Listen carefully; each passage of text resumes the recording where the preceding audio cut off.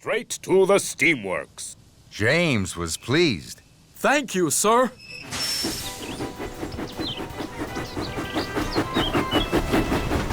I will be the smartest engine on the whole island. James whistled with pride. James puffed proudly into the steamworks. Workmen were waiting. First, they took off James's old coat of red paint. Then they applied a special pink paint. The pink paint was to go under the new red coat. It was to keep the water out. Soon, James was covered from fender to firebox in bright pink paint. Just then, Sir Topham Hatt arrived. My granddaughter is having her birthday party today. Emily was to pick her up at Maithwaite Station, but she has broken down. The other engines are busy. You must collect the children and take them to the party. But, sir, I'm not ready. You're quite ready enough, James. Leave right away. The party starts at tea time. You mustn't be late. Sir Topham Hatt left. James was upset. Oh, no. Pink is a silly color. I don't want anyone to see me looking silly. James puffed up to a junction. Emily was there. She was waiting for the workmen. Cinders and ashes. You're bright pink, James. Emily laughed and laughed. Oh, no. Everyone is going to laugh at me because I'm pink. James didn't want to be laughed at. Then an idea flew into his funnel. If I see any other engines on the way to the children, I'll hide.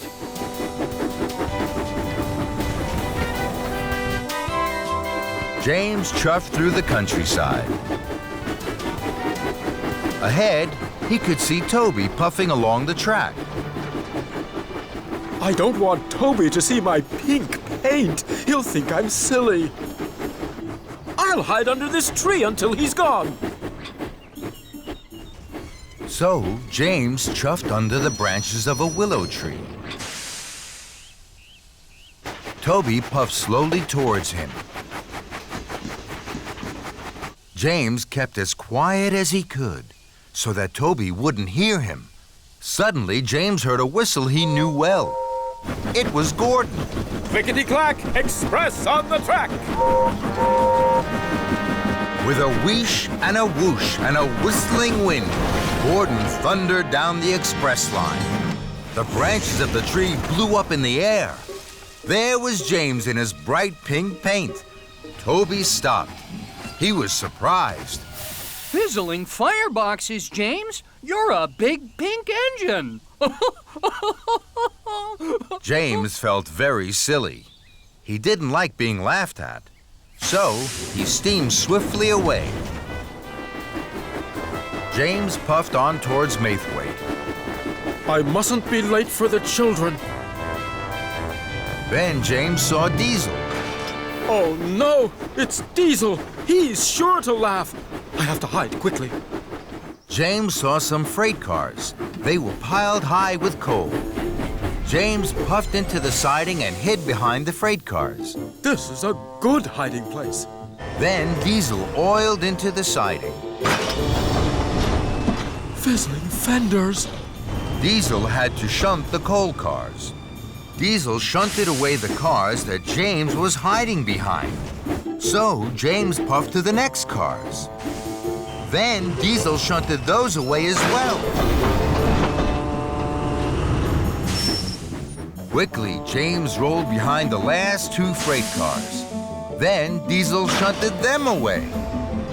Oh, no. Diesel was surprised. What are you doing, James? You're a big pig steamy. James felt terrible. Being laughed at by Diesel was worst of all. So James chuffed quickly away. James knew he was getting late. He had to pick up the children before tea time. I will take a shortcut through this tunnel. That way, I'm sure to chuff to Maithwaite on time. James puffed out of the tunnel. Then he heard a whistle. It's Gordon! Oh no! I don't want Gordon to laugh at my silly pink paint! I have to hide!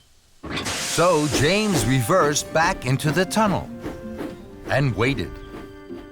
Gordon pulled up to the tunnel. He could see steam.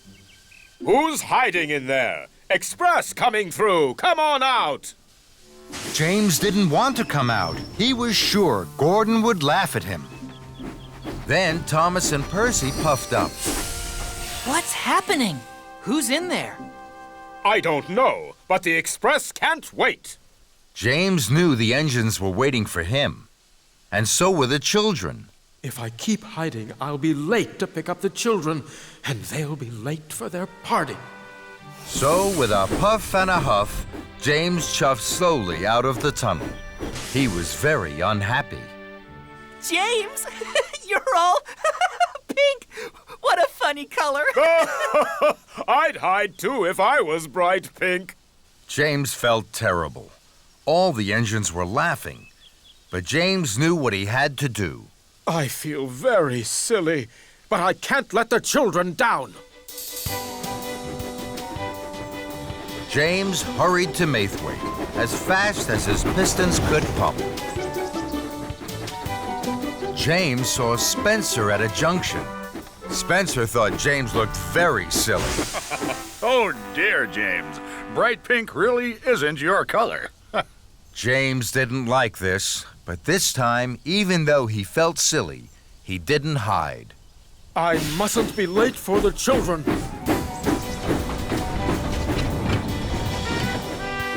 Then James saw Henry passing by. My word, you do look pink. But James didn't hide. He felt silly, but he didn't stop. Must collect the children. Must collect the children. James puffed towards Maithwaite. He could see the children waiting. I'm sure the children will laugh too. They will think I look very silly. And he steamed sadly on to the station. James pulled into Maithwaite. Sir Topham Hatt's granddaughter didn't laugh. And she didn't think James looked silly at all. She smiled. She was very excited and very happy. James, you're a pink engine. Pink is my favorite color. James couldn't believe it. Do you really like pink? I love pink, and so do all my friends. Look! Pink is our favorite color! James was so happy it made his boiler bubble. I'm a very lucky engine! James puffed proudly into the town hall, just in time for the party. The children laughed and clapped their hands. James, the bright pink Toby's new whistle. It was a bright, sunny day on the island of Sodor. All the engines chuffed cheerfully. Everyone was smiling. Everyone except Toby. Toby was at the steamworks. Toby's bell had stopped working. It was covered in rust and it didn't clang and chime anymore. It had to stay in the steamworks to be cleaned. So Toby was very sad. Victor didn't have another bell for Toby, so he had to be fitted with a new steam whistle. Easy does it, Kevin, my friend. Left a little? No. Right a little? Perfect. Very good, my friend. How does that feel, Toby? Toby thought the new whistle felt very strange. It was much bigger than his old bell. He was worried. I've never used a steam whistle before. James chuffed into the steamworks with Sir Topham Hatt. Hello, Toby. That's a 3-chime steam whistle. I used to have one of those. This made Toby even more worried. Is it a good whistle? It's the best. It is the loudest whistle in the whole of Sodor. The loudest? Yes, it's loud and booming. Everyone will hear you coming. Toby didn't like this. He didn't like loud and booming noises. He liked the ting-a-ling-a-ling of his old bell. Toby, you must go to Knapford and collect Lady Hatt. She's waiting, so don't be late. Yes, sir. So Toby chuffed off to Knapford Station. with his new 3-chime steam whistle. I wish I had my old bell back. I don't know how to use this new loud and booming 3-chime steam whistle. Then an idea flew into Toby's funnel. If I puff slowly and carefully, I won't need to use my whistle at all. I can do all my jobs and wait for my old bell to be fixed. This made Toby feel much happier. Toby steamed slowly through Sodor. Gordon huffed and puffed impatiently behind him. Out of my way, Toby, you old steam tram! You're making me late!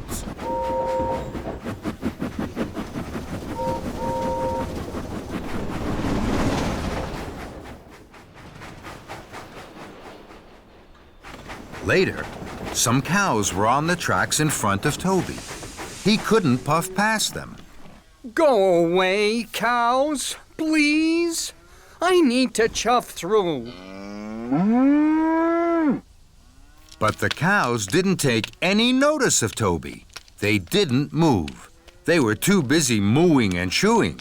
Toby knew what he needed to do. He needed to blow his new steam whistle, but Toby was scared. I don't want to use this new 3-chime steam whistle. I wish I had my little bell back. Then another idea flew into Toby's funnel. I know what I can do. I'll get help. So, Toby reversed down the track to find help. Some farm workers were working in the field. Excuse me. Hello? Hello? The farm workers didn't hear Toby. Toby blew steam and rattled his rods. But the farm workers still didn't hear Toby. They were too far away. Bust my buffers, they can't hear me. Toby knew he should use his new steam whistle, but he was still too scared. I wish I had my little bell back. So Toby puffed on. Somewhere he had to find help. But Toby couldn't find anybody to help him. So he huffed back to the cows. I do hope the cows have gone back to their field now. But the cows hadn't gone back to their field. They were still mooing and chewing all over the tracks. Oh, no! Toby tried to biff them with his cow catcher, but they still wouldn't move. Oh, no, Henrietta! I think we're trapped. Then there was trouble. Toby heard a noise that made his wheels wobble. Another engine is coming. They'll crash into the cows. The engine steamed around the corner. It was Thomas. Thomas was racing like the wind.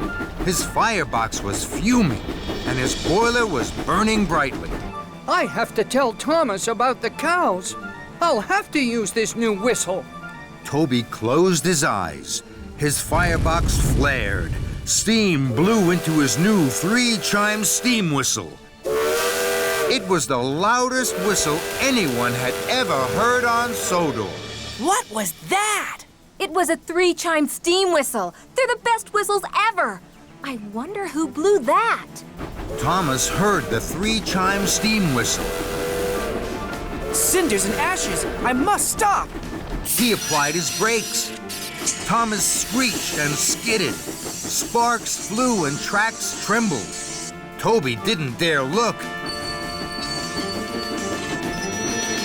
Phew! Thank you, Toby. Your whistle told me there was trouble ahead. Toby felt very proud. I'm pleased I used my 3-chime steam whistle. It was even louder than my bell. Thomas was proud of his friend Toby. Together, with their whistles and wish, Toby and Thomas moved the cows from the track. Then, Toby remembered Lady Hatt. Fizzling fireboxes. I've forgotten all about Lady Hatt. She's waiting for me at Knapford. I must puff faster than Gordon to chuff there on time. Don't worry, Toby. I'll puff with you. We're sure to make it together. Thomas and Toby huffed and puffed toward Knapford Station. Suddenly, Sir Topham Hatt arrived. He was very cross. Toby, Lady Hatt waited for a very long time. Now Gordon is taking her home. Toby was upset. He knew he hadn't been a really useful engine. I'm sorry, sir. Then, Toby stopped. He saw something ahead. There's a fallen tree across the tracks. And Gordon is steaming straight towards it. Oh, no! Don't worry, sir. I know just what to do. Toby bubbled his boiler and pumped his pistons. He blew his 3-chime steam whistle as loudly and as boomingly as he could. Gordon heard Toby's whistle. He applied his brakes and screeched to a halt. Toby, did you blow that whistle so loudly? Yes, I did. It was my new 3-chime steam whistle. For a steam tram, you have a lot of puff. Thank you. Well done, Toby. Toby couldn't have felt more proud. Good job, Toby. Toby was back at the steamworks. His little bell was ready. It glistened and gleamed as if it were brand new. Toby was happy. Bye-bye, big new steam whistle. Victor and Kevin had heard the news that Toby had saved Thomas and Gordon. Well, Toby, my friend, it sounds as if you had a very busy day. Did you like the new 3-chime steam whistle? It was very useful. You can keep it if you like, my friend. No, thank you. My Steamy Sodor. All the engines on Sodor like to be really useful. They huff and they puff to do their best for Sir Topham Hatt's railway. And sometimes that means doing a job they have never done before. One morning, Sir Topham Hatt had a new job for Thomas. Victor has to go to the transfer yards. He has to see one of the little engines. He will be away all day. You must look after the steamworks, Thomas. Victor will tell you all you need to know. Make sure you listen carefully. Yes, sir. Thomas was excited. The Sodor Steamworks is one of my favorite places on the island. Today, I'm going to be in charge. That's a very important job, Thomas. Good luck. Thank you, Percy. And Thomas puffed proudly away to the steamworks and his new job. Victor was waiting for Thomas at the steamworks. Thomas was very excited. His boiler bubbled and his firebox fizzed. Hello, my friend. This is a big day for you. The steamworks will be very busy. Not too busy for me, Victor. I like being busy. That's good, my friend. Now, when an engine comes in, you have to listen carefully to their problem. If you need help, ask Kevin. That's right, Thomas. When you're in a fix, look no further. Just ask Kevin. It'll save you bother. Thank you, Kevin. Are you listening, Thomas? Yes, Victor. But Thomas was too excited to listen. He wanted to get on with his very important job. Don't worry, Victor. I know just what to do. Hurry, Victor. You'll be late for the little engines. Very well, my friend. Good luck. And Victor steamed away. Thomas was now in charge. Soon, Spencer steamed sulkily into the steamworks. His shiny silver paintwork was scratched and scuffed. Spencer was surprised to see Thomas. Where's Victor? He's away today. I'm in charge. Spencer was worried. Oh my, Spencer.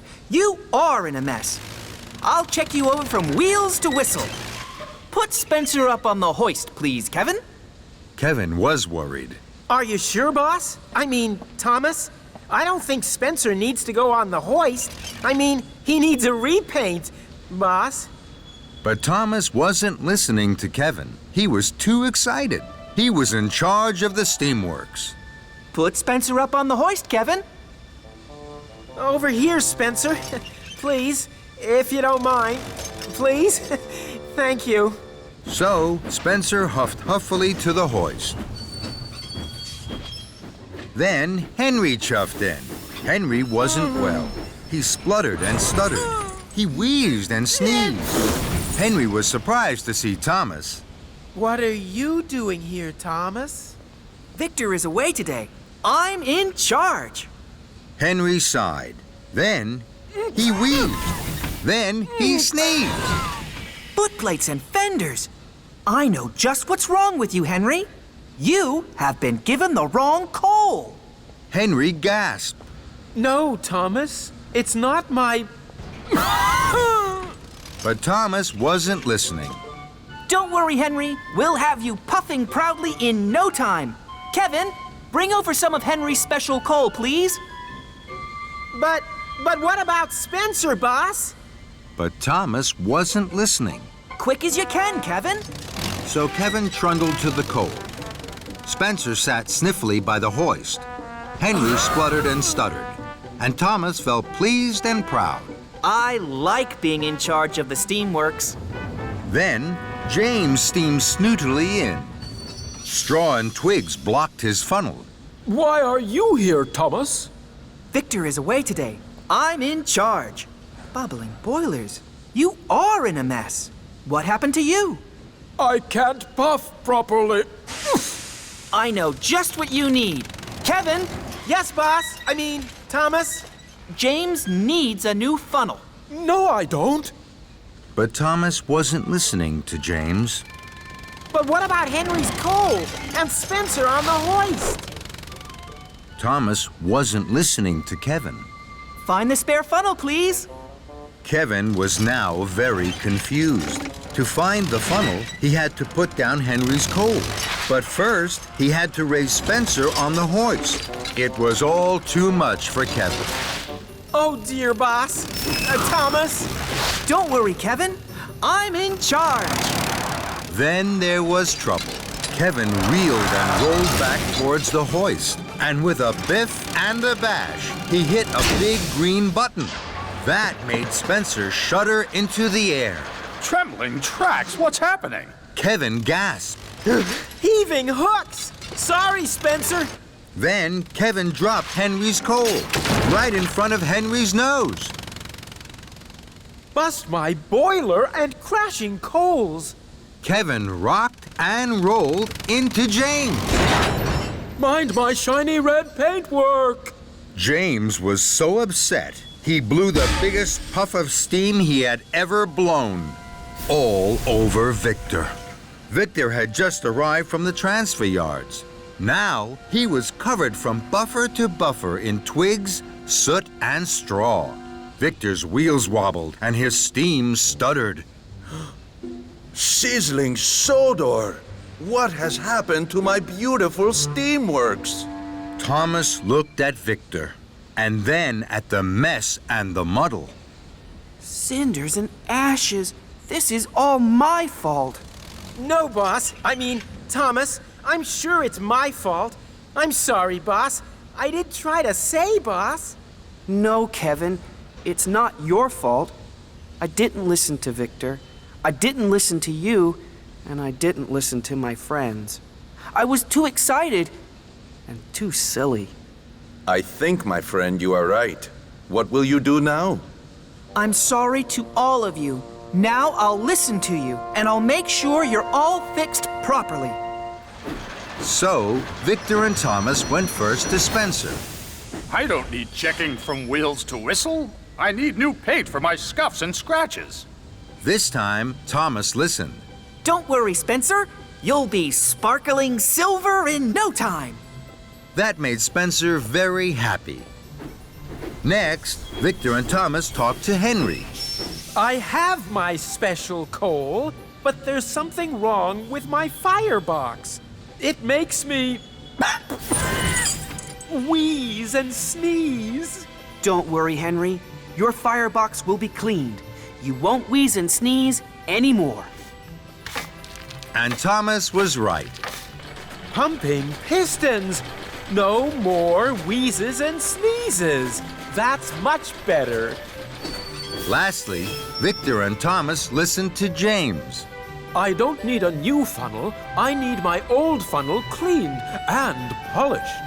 James, you will have the most perfectly polished funnel on Sodor.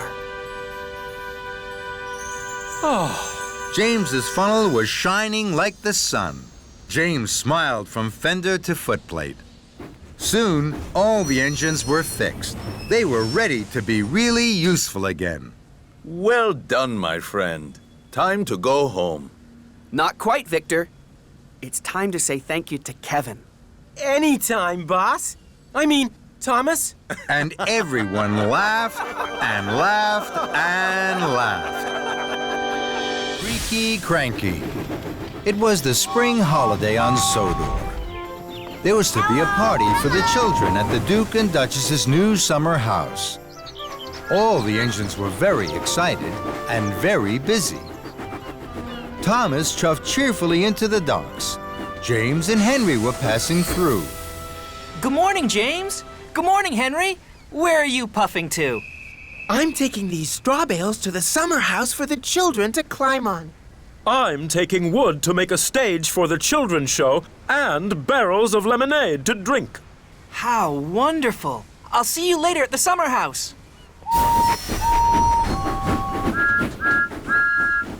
Good morning, Cranky. What's good about it? It's the Duke and Duchess's party day. Party smarty. I don't go to parties. I'm stuck here loading and unloading all day. I haven't had a moment to rest my hook. That load is for me. It's eggs for the children to paint. Hurry up, Cranky. You're creaky, Cranky. What's the matter? Are the eggs too heavy a load for you?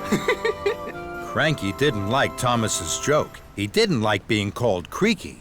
No, they're not too heavy for me. They're light as fluff. You're not strong enough to pull anything heavier than fluff, Tiny Thomas. That's why Henry and James have the heavy loads. Now Thomas didn't like Cranky's joke. Fizzling fireboxes, I'm as strong as any other engine. You're not as strong as me. I can lift much heavier loads than you could ever pull. Thomas really didn't like that. We'll see, Cranky. I have lots of time to deliver the eggs. First, I have to prove Cranky wrong. James has a heavy load. I'll go and find James. So Thomas steamed sternly out of the docks. Thomas found James at the junction by the washdown. Hello, James. I don't have a lot of jobs today. Shall I deliver your heavy load of wooden barrels for you? You can stay here at the washdown. Then you'll be perfectly polished for the party. James thought this was a very good idea. Thank you, Thomas.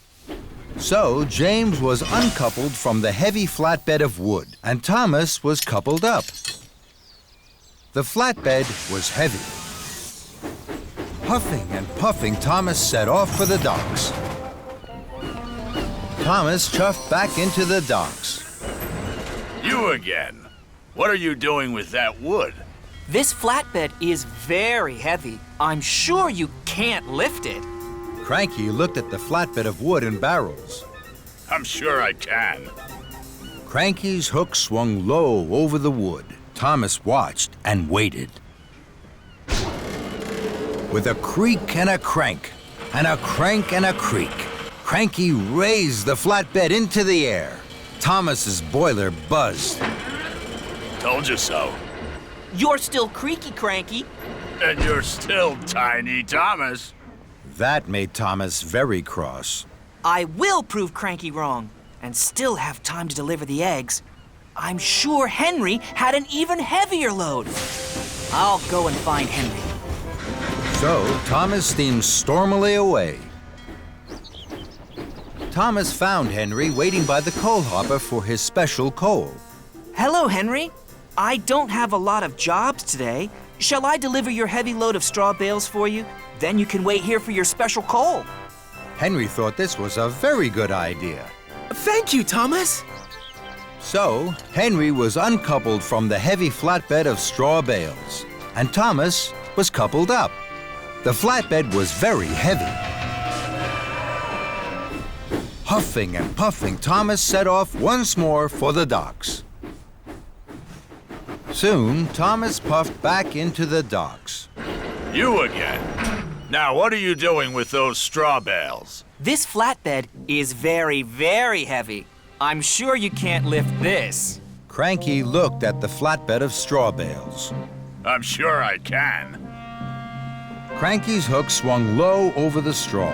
Thomas watched and waited.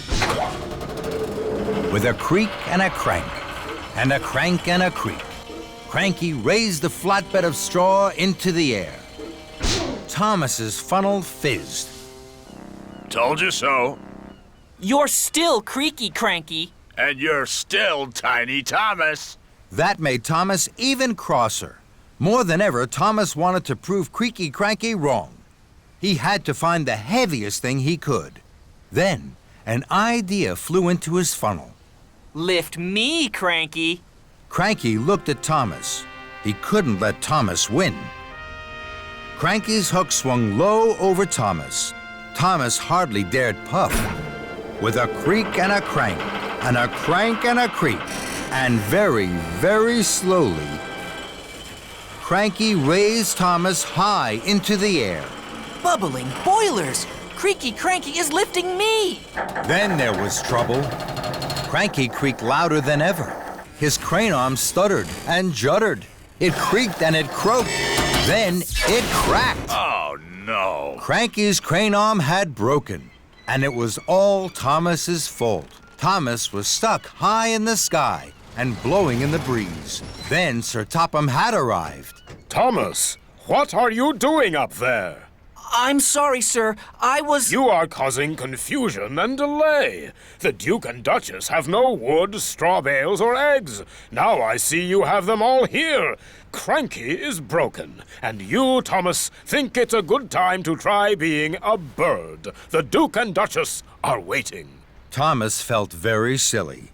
Then Sir Topham Hatt looked at Cranky. And you're as silly as Thomas. Cranky crumpled. The shame to be as silly as a steamy. Soon, a workman had climbed up Cranky. Slowly and carefully, Thomas was lowered and landed with a jolt and a judder, just as Spencer arrived. Dear, oh dear, Thomas, what a mess. Little engines can get into very big trouble.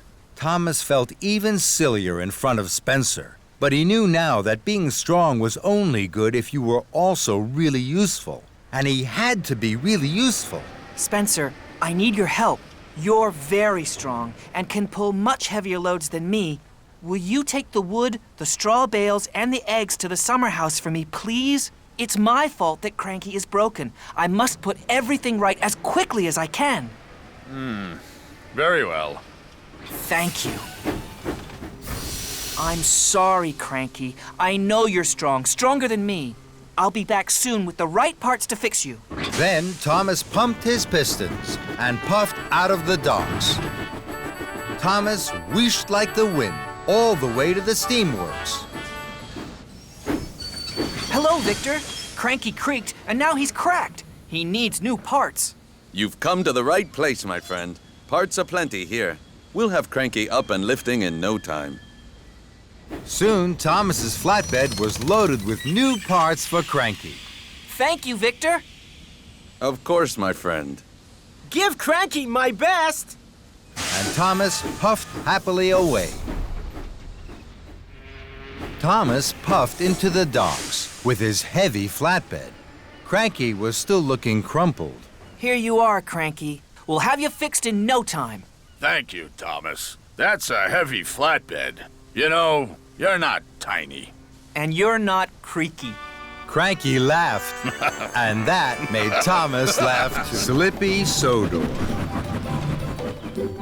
It was a very special day on the island of Sodor.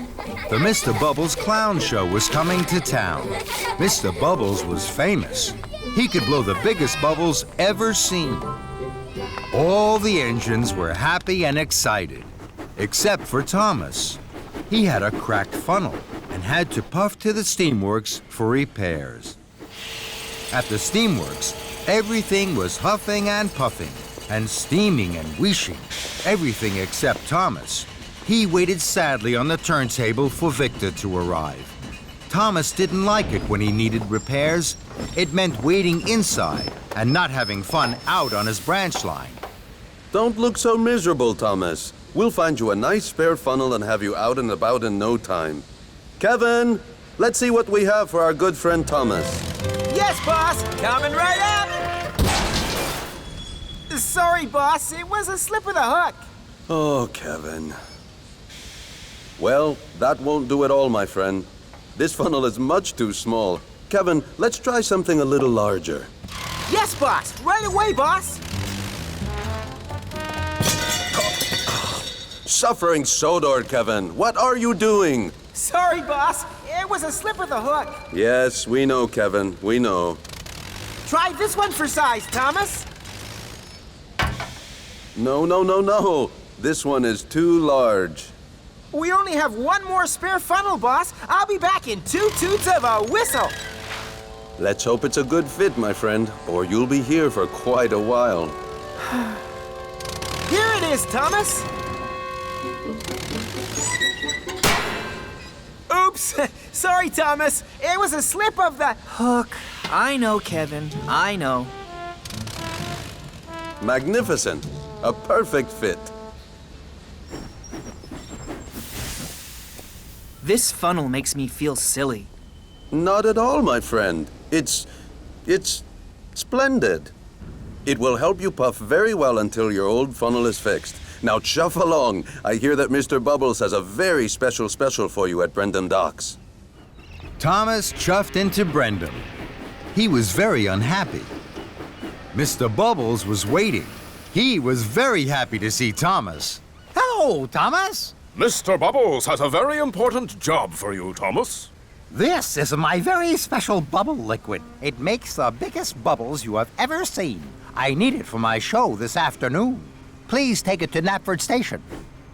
So Thomas backed up slowly and carefully to the flatbed and was coupled up.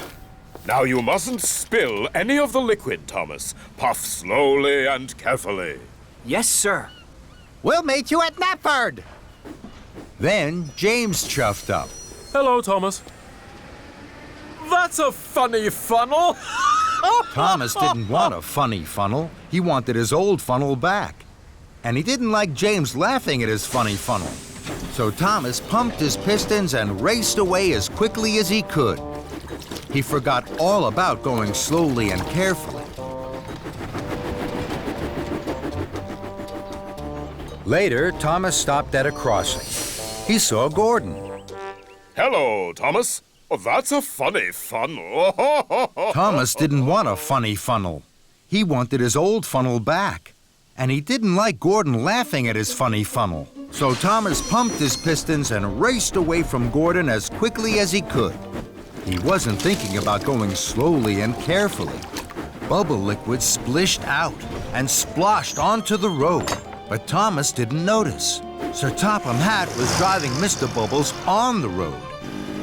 Then there was trouble. The car skidded and skated right into a muddy ditch.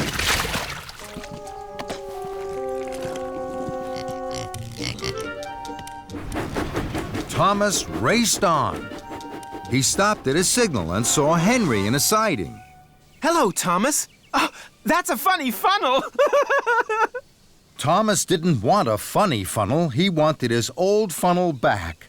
And he didn't like Henry laughing at his funny funnel. So Thomas pumped his pistons and raced away from Henry as quickly as he could. He still wasn't thinking about going slowly and carefully. Sir Topham Hatt and Mr. Bubbles drove toward a bridge. Slow down, Thomas. You're spilling my bubble liquid. But Thomas didn't hear them. More bubble liquid splished out and splashed onto the road. Sir Topham Hatt's car skidded and skated right into a haystack. But Thomas didn't notice. He went even faster. And so did Sir Topham Hatt and Mr. Bubbles.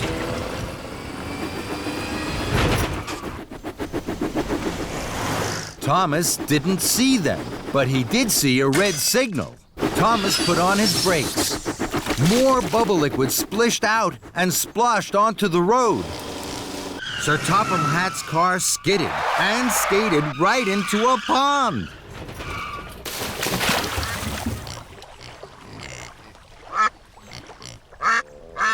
But Thomas was too worried about his funny funnel to notice.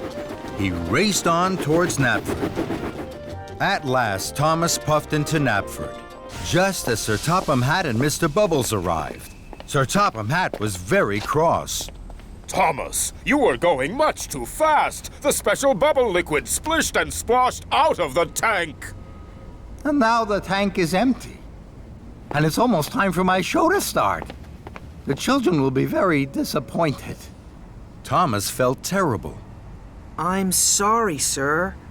The only special bubble liquid left is at Brendam Docks. Now, there isn't time to pick it up before the show. Yes, there is. I'm sure I can puff to Brendan and back in time for your show. Very well, Thomas. But this time, you must be careful. Yes, sir.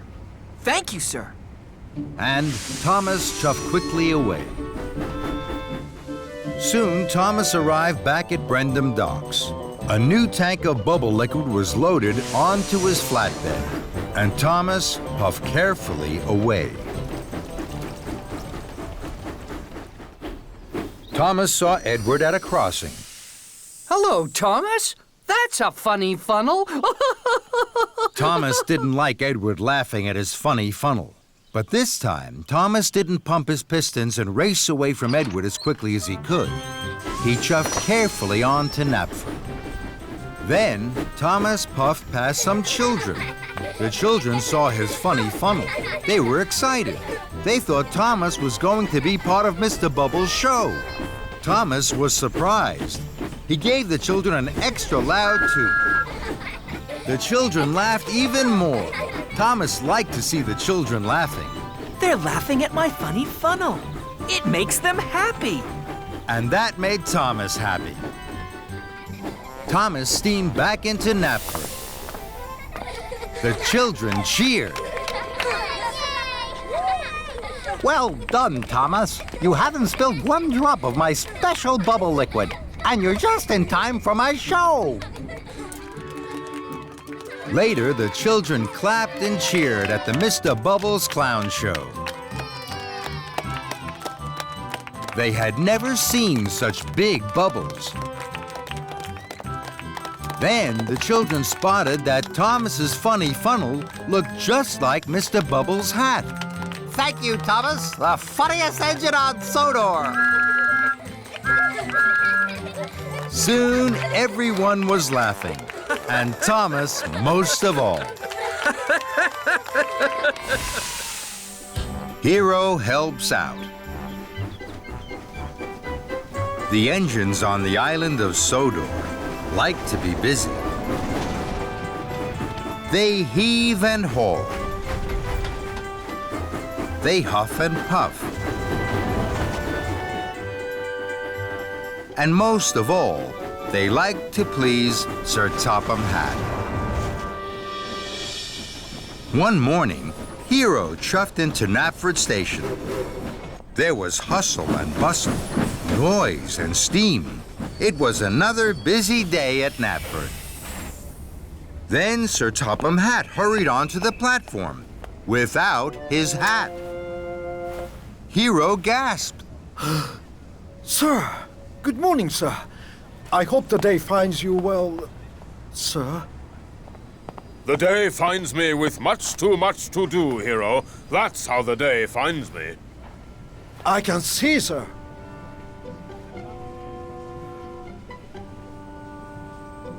What are you staring at, Hiro? Nothing, sir. Just your hat, sir. Excuse me. Edward puffed in. Hello, Hiro. You look worried. Not at all. Then there was trouble. Blistering boilers. In all my long years, I've never seen that before. Hiro was worried for Sir Topham Hatt. Sir, can I help you, sir? It's a very busy day, Hiro. I have to visit the Thin Controller. I must talk with him about the railways. Hiro knew this was important. I understand, sir. I must be away from Knapford. Of course, sir. Now, Edward was worried. Sir? Not now, Edward. Edward was still worried. I have to pick up visitors from Brendam Docks. I don't know where to take them. Hiro didn't know where the visitors should go either, but he didn't want to bother Sir Topham Hatt. Then, an idea flew into his funnel. Take them to the hills, Edward. They will enjoy the hills. So, Edward puffed away to Brendam Docks and the hills. Hiro felt happy. He was master of the railway, as he liked to be. Hiro puffed up to the water tower. Thomas was there. He was taking on water. Hello, Thomas. Hello, Hiro. Where are you going, Thomas? To Knapford. I must ask Sir Topham Hatt where to take these crates of benches and tables. Hiro still didn't want to bother Sir Topham Hatt. Sir Topham Hatt is busy now, Thomas. He will tell you where to go later. You have time to visit your friend, Farmer Trotter.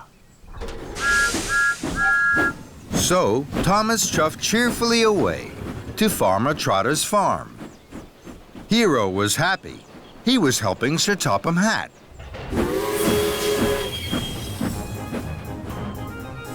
Hiro steamed up to a junction.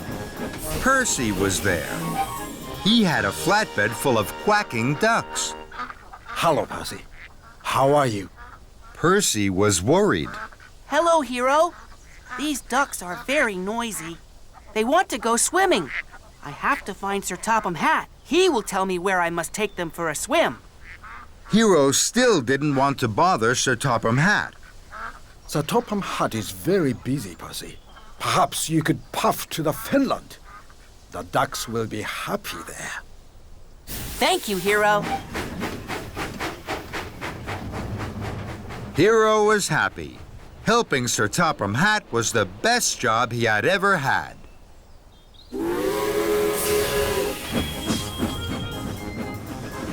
Hiro huffed happily to a crossing. Sir Topham Hatt was there. Hiro, while I was with the Thin Controller, I heard worrying news. Farmer McCall is waiting for his ducks. There are no tables or benches for the concert at tea time, and Edward is late for a concert at the town hall. Hiro gasped. Sir Topham Hatt was cross. Sir Topham Hatt was cross with him, and it was all his fault. Hiro felt worse than ever. He had been master of the railway, and now he was master of the muddle. I'm sorry, sir. I'm very sorry, sir. I knew you were very busy. I wanted to help, so I told the engines what to do. I didn't want to bother you, sir. Sir Topham Hatt gasped. You didn't want to bother me. I am controller of the railway. Nothing is more important to me than my engines being really useful. Hiro gulped. I know that now, sir. I'm not master of the railway. I'm master of the muddle. I can put this right. Please give me time. And Hiro wheezed quickly away. Hiro found Edward in the hills. Hello, Hiro. My visitors are very happy. Good, Edward. But now, you must take the visitors to Knapford Station. Sir Topham Hatt will give you your orders. I thought we weren't to bother Sir Topham Hatt, Hiro. I was wrong, Edward. Sir Topham Hatt didn't want that at all. And Hiro steamed swiftly away.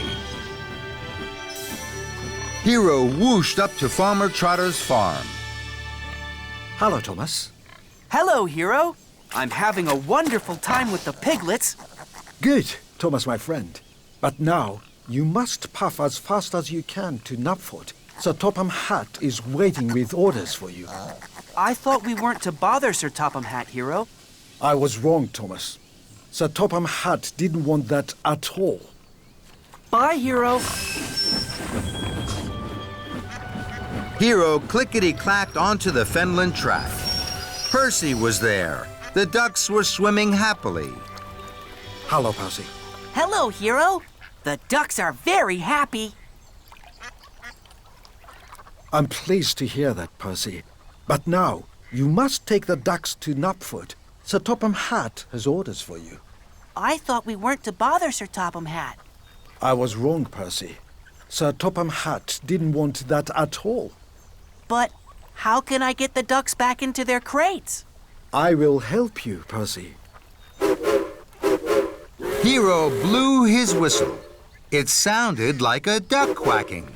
The ducks flapped and flew into their crates. Thank you, Hiro.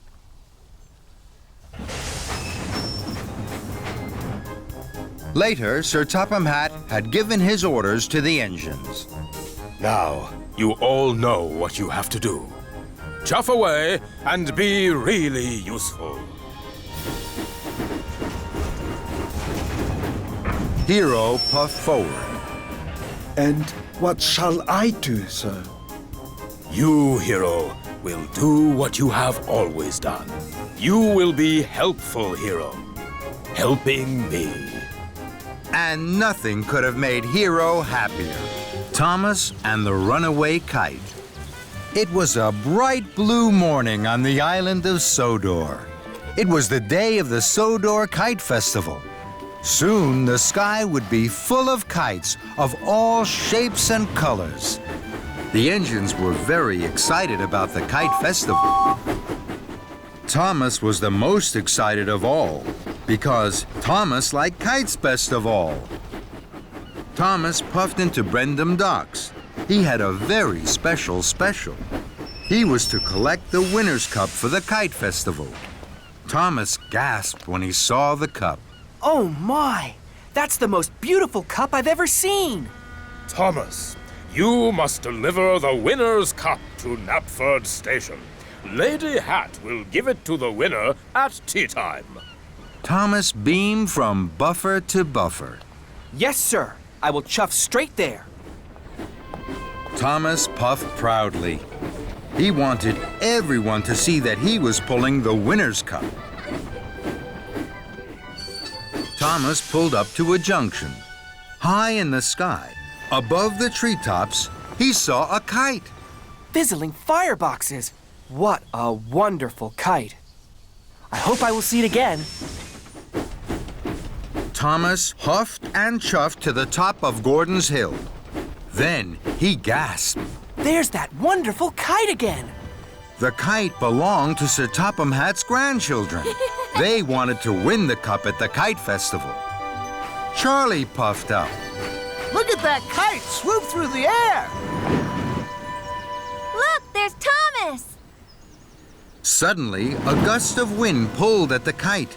The kite flew up, and away. Sir Topham Hatt's grandchildren watched. They were very sad. Thomas wanted to help them. Don't be sad. I'll chase after your kite and bring it back to you. This made the children very happy. I'm the fastest engine on Sodor. I can catch up with your kite. I'll help you, Thomas. No, thank you, Charlie. I'm much faster than you. I can chase this kite all by myself. So, Thomas didn't go straight to Knapford with the winner's cup. He chuffed off, chasing Sir Topham Hatt's grandchildren's runaway kite. The wind blew the kite far down the tracks. Thomas whooshed and wheeshed. His boiler bubbled. His coal crackled. I must keep up with the runaway kite. I'll puff and I'll huff with all of my might. I'm the fastest engine on Sodor. Then, the wind blew the kite out of sight. Where has the kite gone? Hello, Thomas. You're huffing hard.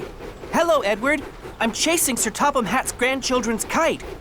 How exciting! Can I help? No, thank you, Edward. I'm the fastest engine on Sodor. I can chase their kite all by myself. At last, Thomas caught up with the kite. He was excited.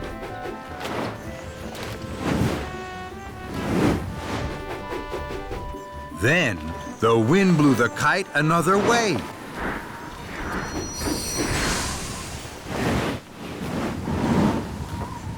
Cinders and ashes, come back, Mr. Kite, please.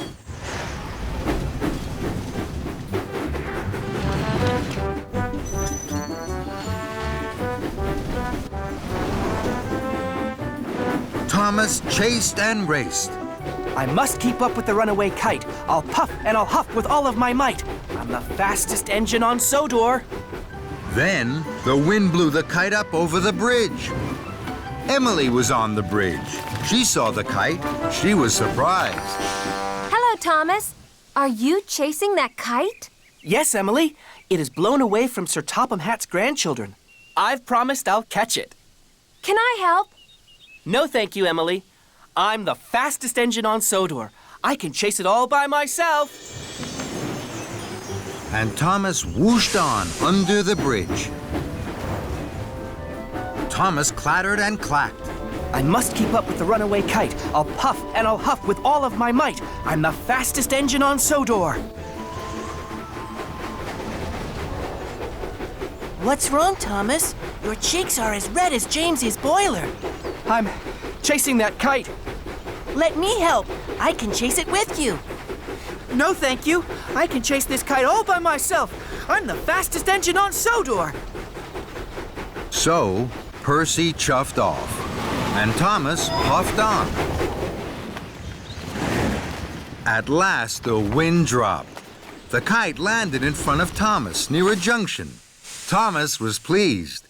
Bubbling boilers, I've caught up with you now, Mr. Kite. Thomas whooshed across the junction towards the kite. Then there was trouble. Thomas started juddering and jittering. The flame in Thomas's firebox flickered and fizzled out. Thomas had burned all his coal chasing the runaway kite. Oh my! Oh no! I've run out of coal! Then the wind blew again. The kite flew high in the sky and was gone. I can't puff anymore. I can't chase the kite. I'm not the fastest engine on Sodor. I've broken my promise to the children, and I haven't delivered the winner's cup to Knapford Station. Thomas felt terrible. It's all my fault. Suddenly, Thomas heard an engine chuffing around the corner. It was Charlie. What's wrong, Thomas? I ran out of coal trying to chase the kite. I thought you were the fastest engine on Sodor. I'm not. I was silly to think I could catch the kite on my own. Will you help me, Charlie? Of course I will, Thomas. Charlie gave Thomas some of his coal. Soon, Thomas's firebox was burning brightly. Thank you, Charlie. I'm late. I must deliver the winner's cup to Knapford Station. Can you look for the kite, please? With all my huff and chuff, Thomas. So, Thomas puffed to Knapford with the winner's cup. On his way to Knapford, Thomas stopped at a junction. Percy, Emily, and Edward were waiting. You look sad, Thomas. I didn't catch Sir Topham Hatt's grandchildren's kite. Will you all help me? Of course we will, Thomas. Right away. With no delay. Thomas's friends were happy to help him, and Thomas was happy to be helped. Thomas arrived at Knapford Station with the winner's cup. Sir Topham Hatt's grandchildren raced over. Hi, Thomas. They hoped Thomas had found their kite. I haven't found your kite, but all my friends are looking for it now. Come with me. So, the children climbed cheerfully on board. Thomas puffed to a junction. Suddenly, the kite flew in front of Thomas. There's the kite. Emily, Percy, Edward, and Charlie chuffed to the junction.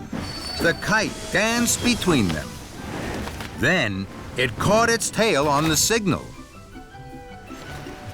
Hooray! We've caught the kite! The engines tooted, the children cheered. With the help of my friends, we caught the kite. And later that day, at the Kite Festival, Sir Topham Hatt's grandchildren's kite danced best of all, as the wind blew it high up in the sky. And Thomas splosh.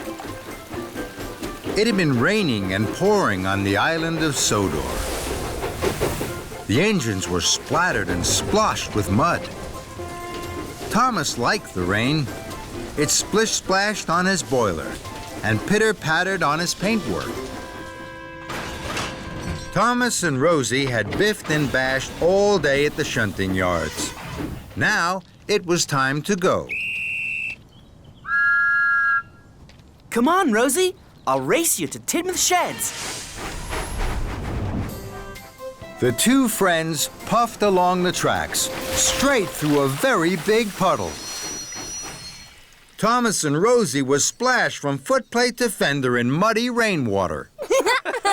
That was fun. Then, an idea flew into Thomas's funnel. Thomas reversed slowly. Then he pumped his pistons. Here I come, Rosie. Splish, splash, splosh! That's a good game. Here I come, Thomas. Splish, splash, splash! Muddy water splattered everywhere. Then Sir Topham Hatt arrived. He had some important news. Alicia Botti is to sing at a concert in the town hall. The concert will be followed by a grand tea. That's exciting. What fun! Thomas, you must go straight to the washdown. Then you are to collect Miss Botti and myself from Druzья station. We will be waiting for you. Yes, sir. Rosie, you must collect Annie and Clarabelle and take them to Druzья for Thomas. Yes, sir. Right away, sir. See you later, Rosie.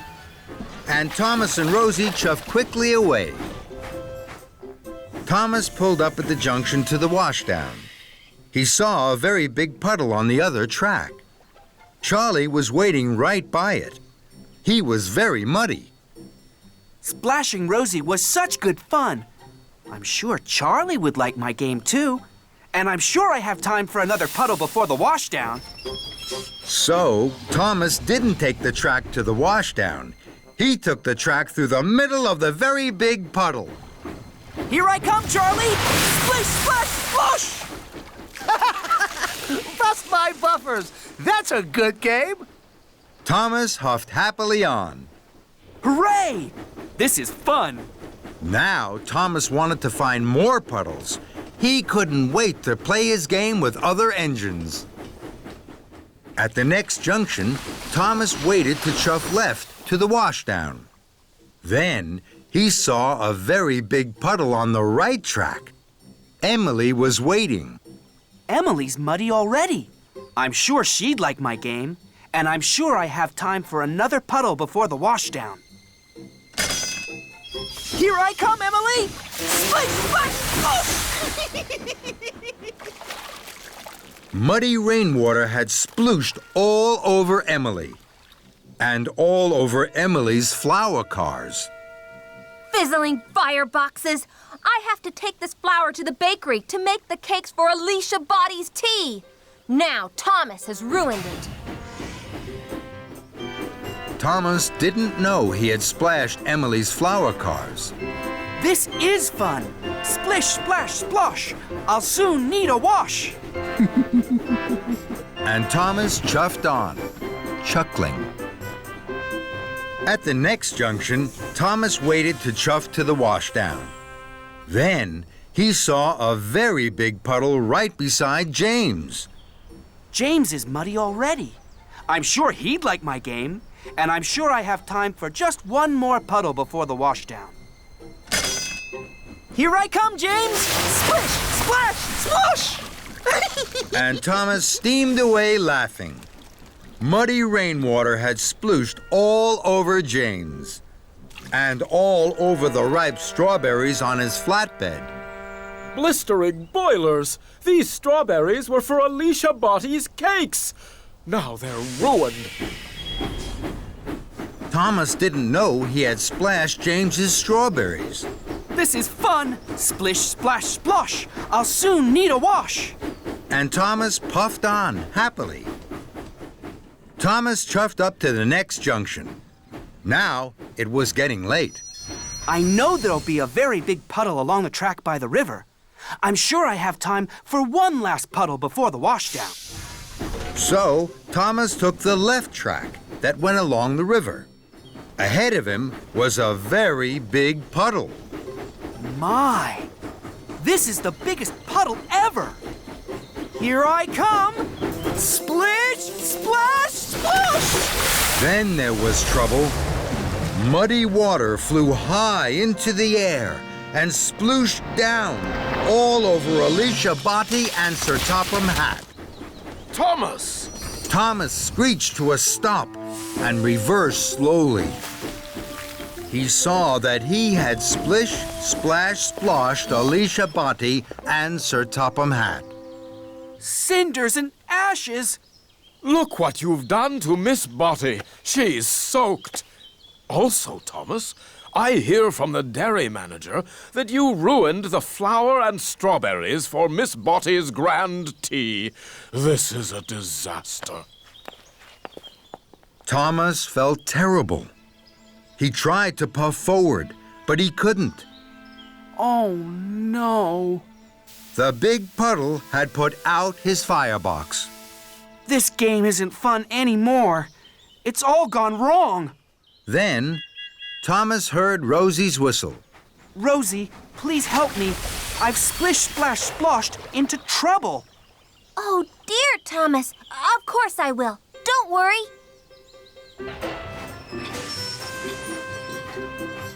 Rosie heaved and huffed Thomas onto dry tracks. With my dry coal, Thomas, your boiler will soon be bubbling. Thank you, Rosie.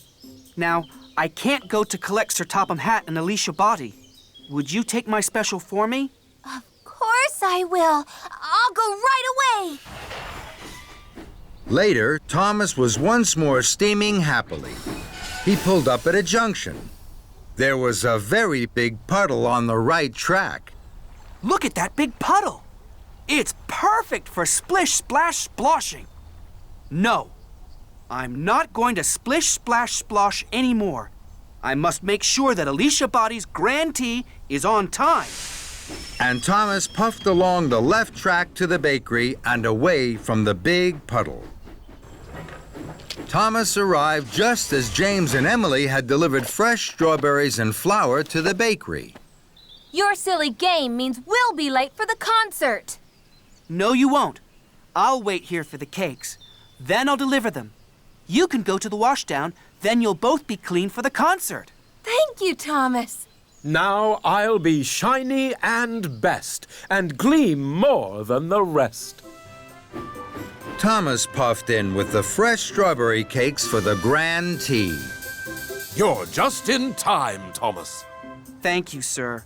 I'm sorry I caused confusion and delay. Rosie puffed up to Thomas. I found another puddle. It's perfect for our game. We can play again. No, thank you, Rosie. I think I've done enough splish. Playtime. All the engines on the island of Sodor are very happy. They are all pleased to work on Sir Topham Hatt's railway. There is always something new and exciting to look forward to. Like the day the famous singer Alicia Botti came to give a concert at the town hall. Thomas met Percy at the washdown. His boiler bubbled with pride. Hello, Percy. I have a very special. I must meet Alicia Botti at the docks. Then I have to take her straight to the town hall for a grand concert. That's exciting. I have news too. Someone else is arriving at the docks. Thomas was puzzled. Charlie, the new engine. Thomas hadn't heard about Charlie. What's so special about Charlie? He's the favorite engine of the mainland controller. Everyone says he is the most fun engine ever. Even more fun than you, Thomas. Percy chuffed cheerfully away. Bumpers and buffers. I don't think any engine is more fun than me. And Thomas puffed off to the docks, his wheels whirring with worry. Thomas collected Alicia Botti at the docks. Miss Botti looked very grand. I'm pleased to be traveling with you, Thomas. Thomas's pistons popped with pride. Then he saw Charlie. Charlie's smaller than me, and he certainly doesn't look more fun than me. Hello, are you Thomas? Yes, I am. I'm Charlie. I've heard a lot about you. You have? The engines on the mainland say you're even more fun than me. Thomas was surprised. Then Sir Topham Hatt arrived. Thomas, Charlie has a busy first day. Edward has broken down. Charlie must pick up Edward's freight cars of seats from the steamworks. Then he has to collect ice cream from the dairy and red carpet from Knapford Station. If Charlie needs help, I'm sure you will look after him. Yes, sir. Yippee! Want to come with me? Why? It'll be fun. Sorry, I'm busy. I heard you were a fun engine. Maybe you're not fun at all. Thomas didn't like being told he was no fun at all. I'll come with you to the steamworks, and then I'll take Miss Botti to the town hall. I'm sure I have plenty of time. So Thomas steamed slowly towards the steamworks, and Charlie followed behind. Thomas chuffed carefully to a junction. Miss Botti smiled sweetly from her passenger car. Charlie pulled alongside. This isn't fun. I'll show you fun. Yippee! Thomas couldn't let Charlie be more fun than him. He pumped his pistons, bubbled his boiler, and fizzed his firebox. The race was on. Thomas and Charlie roared and raced. Their funnels were fiery. They were soon red-faced. Alicia Botti could not believe her eyes. My goodness me, this is a surprise. I thought Thomas was steady and slow. What thrills and what fun on the way to my show! The engines were laughing. The race was such fun. You're quick and you're speedy, but I'm number one. With a whoosh and a wheesh, the two engines pulled into the steamworks. Steady, boys. Who is your friend, Thomas? Charlie. He's new. I'm fun. And I'm Alicia Botti. Miss Botti, it is an honor to have you visit our steamworks. Kevin. Sorry, boss. And while Charlie was coupled up to Edward's flatbed, Miss Botti sang to the steamworks.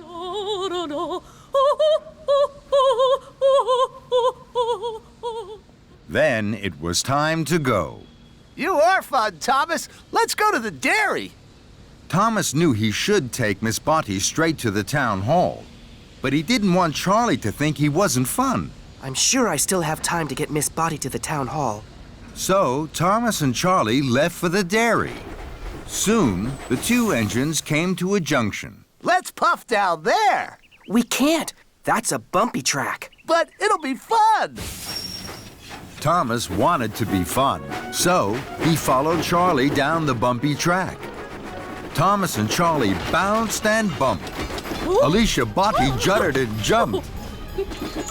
And the couplings jiggered and jiggled, looser and looser.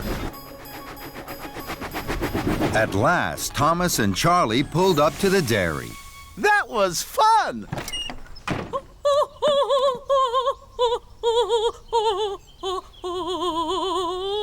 And this is even more fun. We must go, Miss Botti. You mustn't be late for the concert. Bye-bye! If you were a really fun engine, you would race me to Knapford. Thomas knew he was late, but he wanted to be really fun. Just one last race, Charlie. Thomas and Charlie thundered and roared. Thomas thought he had never puffed so fast. I'm first. Let's race again. Then Gordon whooshed past. He was huffing grandly. He was taking Sir Topham Hatt to the town hall. Thomas gasped. I'm late. I must whoosh like the wind to the town hall. Thomas pumped his pistons, and he chuffed away quickly in a cloud of steam. I mustn't be late. I mustn't be late. Then there was trouble. Thomas didn't know that his couplings had unhooked. Thomas raced on to the town hall, alone. Thomas steamed to a stop. His cheeks were redder than James's shiny coat. Here I am, sir. Sir Topham Hatt looked hard at Thomas. Here you are, Thomas. But where are Annie and Clarabelle? And where is Miss Botty? Thomas felt terrible. He had been having fun when he should have been really useful. I'm sorry, sir. I've lost them.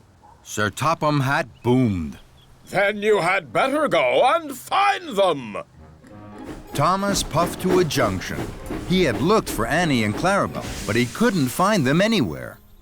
Then Charlie chuffed up. He was on his way to the town hall. Hello, Charlie. I've lost Annie and Clarabelle and Miss Botty. The couplings must have come loose on the bumpy track and snapped when we were racing. Don't worry, Thomas. I have a good idea. What's that? We'll have a race. Whoever finds Annie and Clarabelle first is the #1 fun engine. Thomas was stern. He didn't think that was a good idea. No, Charlie. This isn't the time for fun. This is the time for being really useful. I have a very important job to do. And Thomas huffed away. Thomas chuffed carefully. He was very worried. Then Thomas heard singing. He smiled from buffer to buffer. That's Miss Botty singing! Hooray! Thomas found Miss Botty by the bridge. He had never heard anything as beautiful as Miss Botty singing. Miss Botty must go. I'm sorry I kept you waiting. And Miss Botty cheerfully waved goodbye as the crowd clapped and cheered. Thomas puffed to the town hall with Annie and Clarabelle. Sir Topham Hatt was cross. At last, Thomas. You've made Miss Botty very late. Not at all, Bertram. Thomas has made me very happy. I've had the ride of my life. So many people to sing to, and such fun. That made Thomas smile, and so all the engines were very excited. They chuffed cheerfully and chattered as they clattered along the tracks. Today was Sir Topham Hatt's birthday, and there was to be the grandest birthday party on Sodor. Thomas had a very special. He was to pick up Sir Topham Hatt and Lady Hatt for the party. As Thomas approached Maithwaite Station, he gasped. Ahead, he could see Sir Topham Hatt already on the platform. Cinders and ashes, I must be late. Thomas pulled into the station. He was worried. I'm sorry, sir. I thought I was early. Sir Topham Hatt turned around. Thomas gasped. Sir Topham Hatt had a mustache. Thomas was so surprised he nearly popped a piston. Thomas, my good friend, you're looking perfectly polished today. Thank you, sir. Sir Topham Hatt chuckled so loudly his top hat wobbled. Thomas was puzzled. Sir Topham Hatt never chuckled so loudly that his top hat wobbled, and Sir Topham Hatt never called Thomas his good friend. I know, Thomas. Let's go to the Whispering Woods. It's one of my favorite spots. We have plenty of time before the party. All aboard! Now Thomas was even more puzzled. He wanted to ask about Sir Topham Hatt's new mustache and why he was acting so strangely. But Thomas didn't want to look silly. So he decided not to ask. Thomas pulled away from Maithwaite Station and chuffed towards the Whispering Woods. Thomas puffed up to the Whispering Woods. Edward was there. Edward had brought children to visit the woods. Then he was to take them to the party. Hello, Edward. Hello, Thomas. You look worried. Thomas was worried. But before he could explain, Sir Topham Hatt climbed down. Marvelous! What fun! Please, sir, we can't stay long. The children mustn't be late for the party. Oh, party smarty, Thomas. We have plenty of time. You worry too much. And Sir Topham Hatt strode off. Hello, children. Who'd like a game of hide and seek? Did Sir Topham Hatt say a game of hide and seek? Yes, he did. And Thomas's wheels wobbled with worry. Sir Topham Hatt played hide and seek for a long time.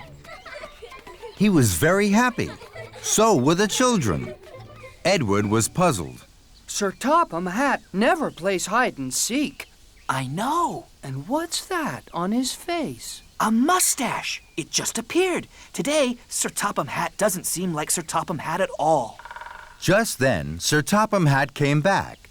Thomas wanted to ask him if he was feeling all right, but he didn't want to look silly.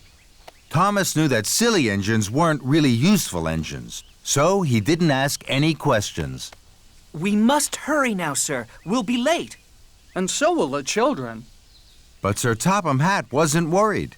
Don't hurry the children, Edward. Let them play. Edward was so surprised his boiler bubbled. Then Sir Topham Hatt jumped aboard Annie and waved to all the children.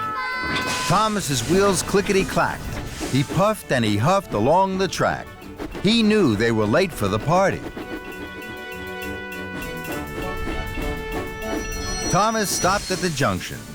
Suddenly, Sir Topham Hatt jumped out of Annie and climbed up to the signal box. I won't be a moment, Thomas. Thomas was amazed. So was the signalman.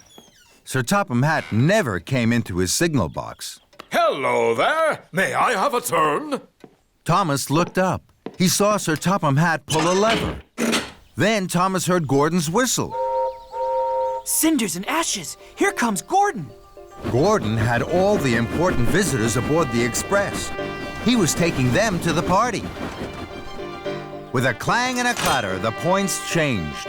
Gordon and the express were no longer on the express track. They were now on a branch line heading away from the party. Thomas heard Sir Topham Hatt whoop for joy. Hooray! Fizzling fireboxes. I must ask Sir Topham Hatt why he's being so strange. But when Sir Topham Hatt came down from the signal box, Thomas didn't say anything. He still didn't want to look silly. What fun! All aboard, Thomas!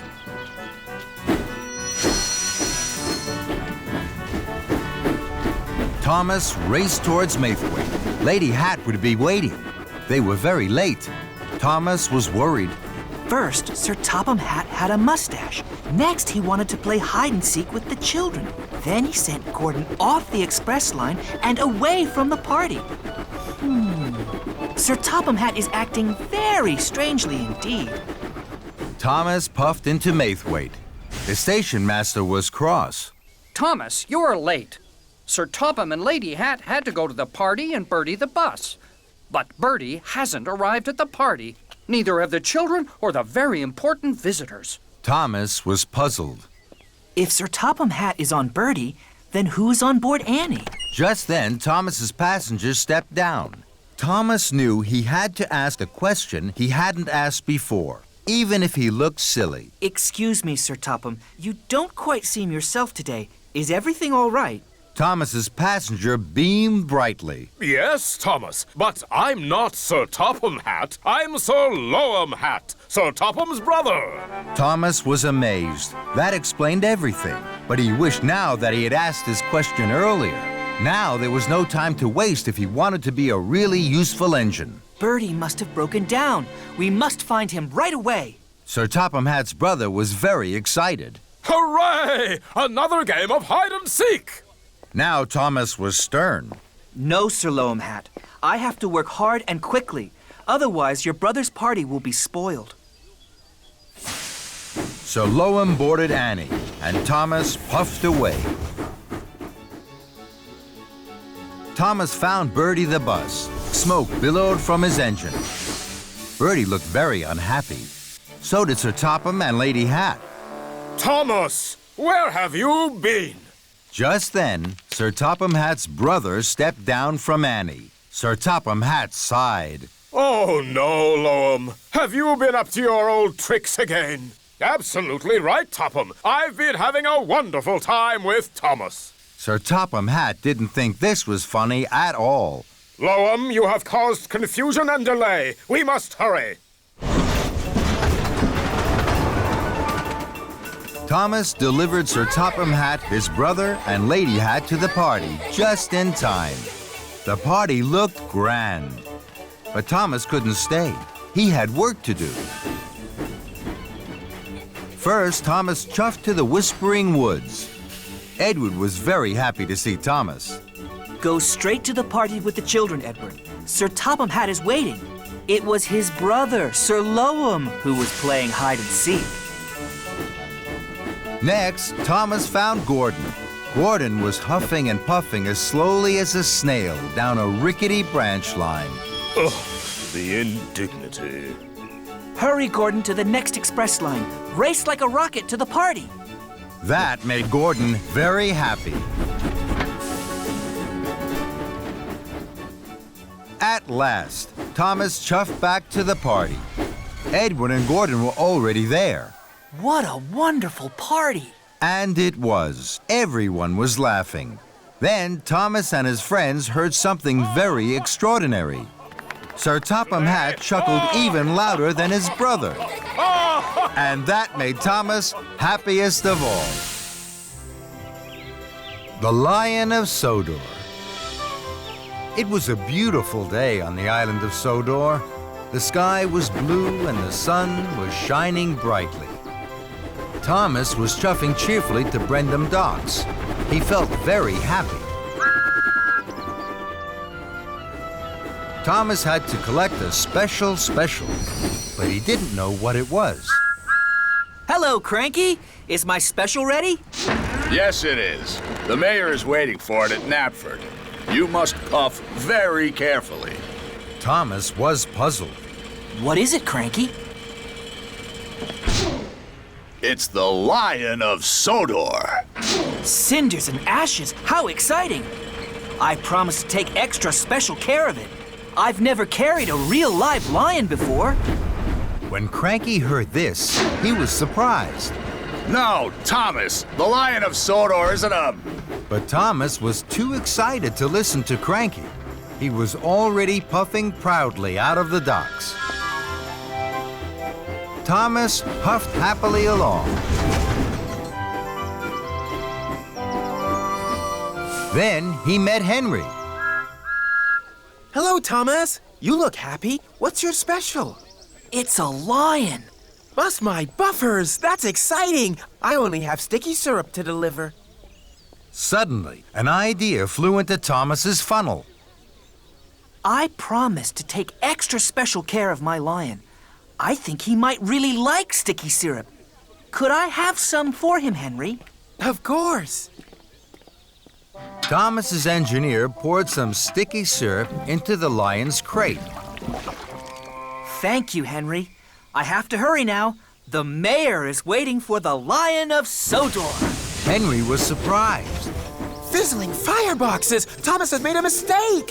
Stop, Thomas! The Lion of Sodor isn't a... But Thomas didn't stop, and he didn't listen. Next, Thomas met Edward. Hello, Thomas. You look happy. What's your special? It's a lion. Flatten my funnel. How exciting. I only have to deliver fresh fish. I think my lion would really like fresh fish. May I have some for him, Edward? Of course. So Thomas's driver put some fresh fish into the lion's crate. Thank you, Edward. I must hurry now. The mayor is waiting for the Lion of Sodor. Edward was surprised. Clattering coaches. Stop, Thomas! The Lion of Sodor isn't a... But Thomas didn't stop, and he didn't listen.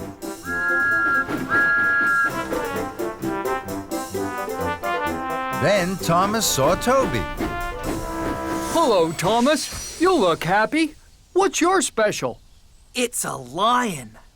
Buff my boiler, how exciting! I only have straw in my freight cars. I'm sure my lion would really like some soft straw to lie on. May I have some for him, Toby? Of course. So Thomas's driver put some soft straw into the lion's crate. Thank you, Toby. I really have to hurry. The mayor will be waiting for the Lion of Sodor. Toby was surprised. Uh-oh, trembling trucks. Stop, Thomas! The Lion of Sodor isn't a... But Thomas didn't stop, and he didn't listen. Thomas's pistons pumped and his wheels whirred. He couldn't wait to deliver his lion. He chuffed his hardest and raced on towards Knapford Station. At last, Thomas puffed proudly into Knapford. Sir Topham Hatt was there. So were the other engines. I'm very excited, Thomas. This is a big day. The Lion of Sodor is here. Thomas was uncoupled from the flatbed, and he pulled away to join the other engines. The workmen carefully opened the lion's crate.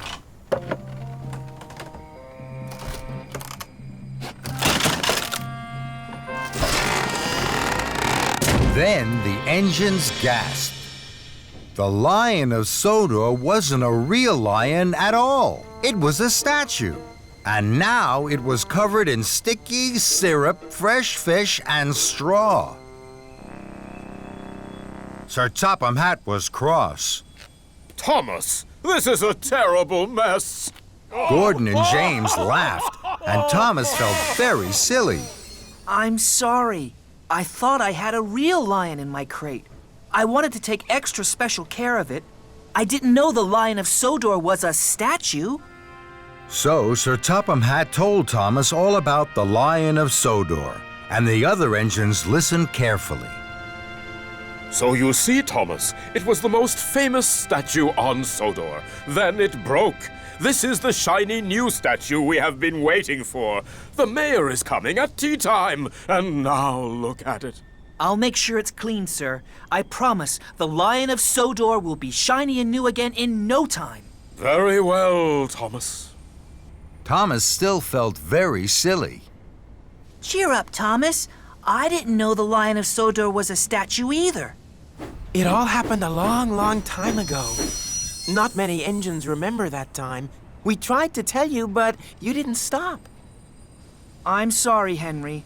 I should have listened. Now I must hurry. I must get the Lion of Sodor cleaned right away. Why don't you take it to the washdown? This time, Thomas listened. What a good idea! Thank you, Henry. Thomas was coupled to the flatbed and he chuffed quickly away. Thomas took the Lion of Sodor to the washdown. Soon, the sticky mess was washed off. That looks much better, Thomas.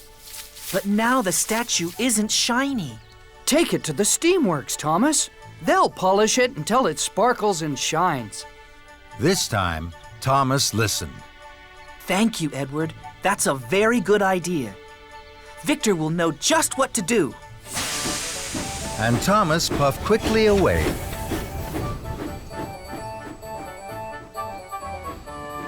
Thomas took the Lion of Sodor to the steamworks. Workmen polished the statue until it shined and sparkled, just as Edward had said. The Lion of Sodor looks much better now, Thomas. But it's nearly tea time. The mayor will soon be at Knapford, and it's a long way. Take the track by the windmill. That'll get you there in time. This time, Thomas listened. Thank you, Toby. That's a good idea. Thomas took the shortcut past the windmill. He huffed and puffed as fast as his pistons could pump towards Knapford. Children cheered and passengers waved as Thomas chuffed by. Everyone wanted to see the Lion of Sodor, and everyone wanted Thomas to stop. I can't stop now. I mustn't be late. The mayor will be at Knapford, and he won't wait. And Thomas whooshed on his way. Thomas puffed proudly into Knapford Station. The mayor had just arrived. He was delighted to see the new Lion of Sodor. The statue shined and sparkled in the sun. Well done, Thomas. This is the finest statue I've ever seen. And the cleanest! Everyone cheered. And Thomas smiled from footplate to fender.